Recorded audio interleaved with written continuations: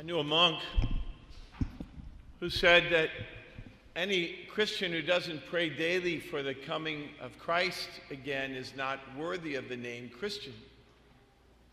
When I first heard it, it struck me as a little extreme, but the more I think about it, I think he was onto something. He didn't mean that he didn't mean it as a moral obligation, I don't think so much, like you have to do it or you're doing something wrong. But what he meant was a Christian who doesn't pray daily or often for Christ to come again has not realized the full dimensions of her or his Christianity. If you think about it this way, in baptism, the church says we are configured to Christ. And that configuration really is just the beginning. What we're destined to is life in Christ and with Christ. In other words, the trajectory of the Christian life is to be with Jesus. And so, when you realize that, you realize the whole purpose of me becoming or getting baptized, becoming a Christian, is so that I can live with Jesus. So our life as Christians will not be fulfilled until Jesus comes again and takes us to where he is.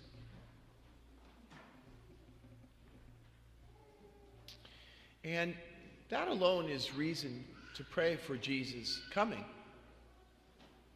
But there are some intermediary reasons, you might say, things that perhaps could seem more immediate to us.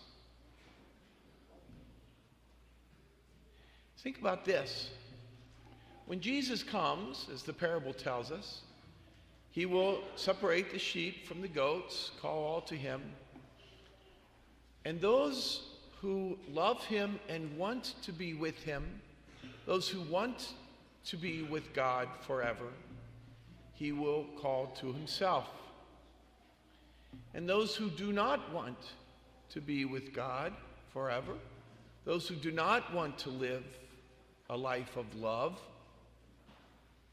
will be sent somewhere else.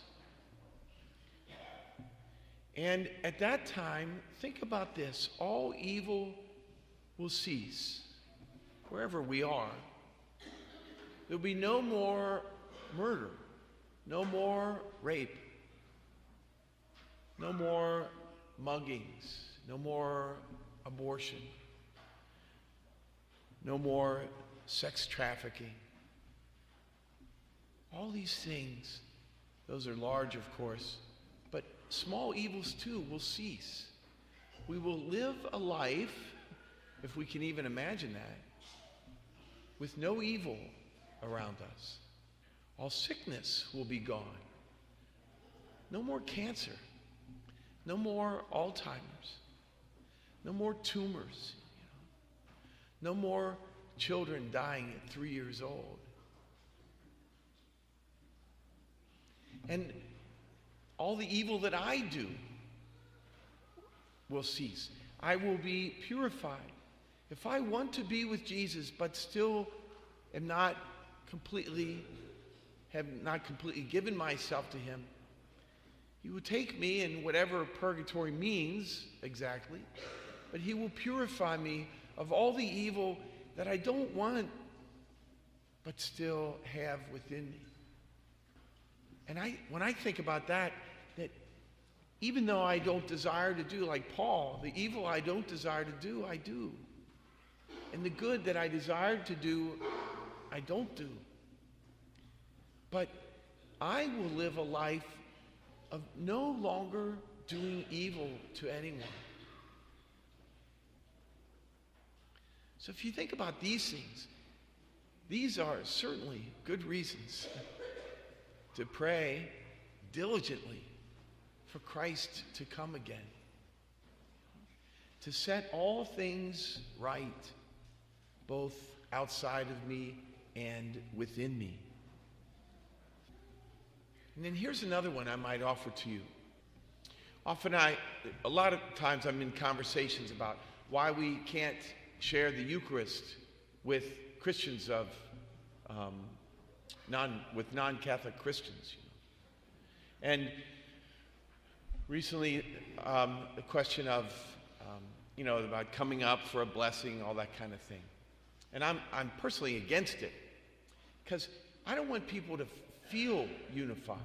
I often hear this, well, people feel excluded, I don't want them just to feel in union with us. I want them to be in union with us. More than I can say. I really, really want all of us Christians to be able to worship in complete community. And I don't know if it'll happen before Jesus comes. I don't see any great movement towards it, But certainly, when Jesus comes, he will bring, and he will sort it out and figure out how to do it. But when Jesus comes, all Christians will be able to be with him in complete communion with each other. To me, that's another compelling reason to pray for Jesus to come again, and come soon. What if we don't really have a deep desire in us for Jesus to come? What if we just don't think about it very often, We can't fake it.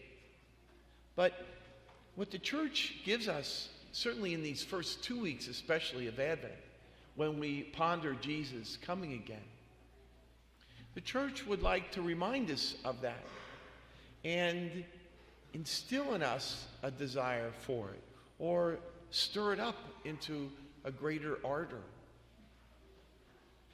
And so I just suggest to you and invite you, in these first 2 weeks of Advent especially, to think about Jesus coming again, and think about it in practical terms, what it will mean. To ask yourself if you're ready. Ask yourself if you want Jesus to come again. To think about all that, and to ask the Lord to give you a desire for Jesus coming again. And then, of course, the question is how we will meet him. And the collect suggests that we want to meet him, we want to run towards him and meet him with righteous deeds. And that last part of the gospel might sound a little intimidating. May he not come suddenly and find you sleeping. It makes like, oh my gosh, it's like that old joke. I don't know if you heard that or not, but a pastor calls his bishop one day and says, "Bishop, Jesus is in my parking lot. What do I do?" The bishop answers, "Look busy." It's not like, oh my God, I better be doing something when he comes. But no, I want to be ready so I can go out to meet him. And I want to say, look, Lord, this is what I've been doing while you've been gone. And so let these 2 weeks of Advent stir up in you some desire, or a greater desire, for Jesus to come again. And some desire, or a greater desire, to go forward to meet him with gifts of your righteous deeds, gifts of your goodness, gifts of the good things that you've been doing while you've been waiting for him.